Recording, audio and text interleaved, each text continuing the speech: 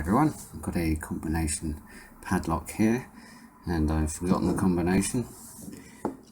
This is a Rolson one. This technique will work for many other types of combination padlock.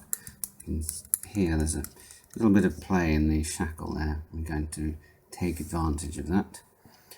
Now this one has wheels on both sides. The actual combination is shown here. I've just set this to all zeros. The first thing to do is you need to pull on the shackle, your index finger, and just push on the body of the lock with your thumb. Next is just go through each of these wheels and determine which one is the stiffest to turn. I think in this case it's the top one here. So just cycle through the numbers in turn, and you'll feel a little click on your finger here once it's settled into place.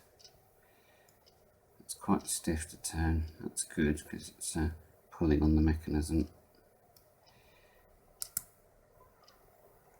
This particular one has false positives. I don't know if it's designed that way. Sometimes you get a bit of feedback when it's not actually the correct number. You have to determine just through experimentation what the correct number feels like.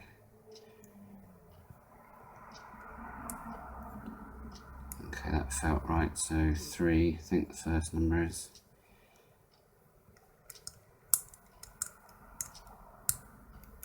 I think the next one is the next. Yeah, again, just find the stiffest wheel.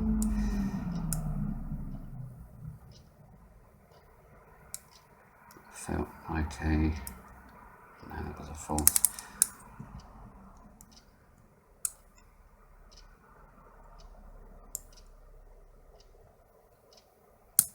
Oh, yeah, that's definitely a positive. That's a 7.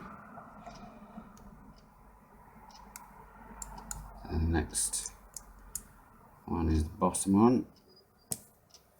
Make sure none of these are kind of halfway between numbers, otherwise it will upset your feedback. Little click there, but that was between numbers.